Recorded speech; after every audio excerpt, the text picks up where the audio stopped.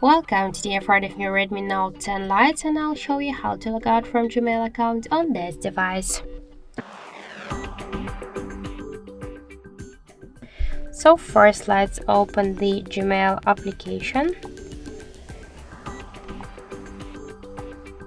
And now if you want to log out from Gmail account in Gmail app, we should first log out from Google accounts on our device. And to do that, we should click to manage accounts on this device, click to Google section, and just you'll see here your account, tap to more icon and click to remove account. After that, confirm your action by tap to remove account again. Are you sure? Confirm with OK. If you use some unlock or protect methods, just draw it or draw the pattern or enter the pin code passcode. And now we can see that in Google account settings we just have no any logged in accounts, and we can see that in application we also successfully log out from the Gmail account. So that's it. Thank you for watching, and if you find this video helpful, don't forget to leave a like, comment and to subscribe our channel.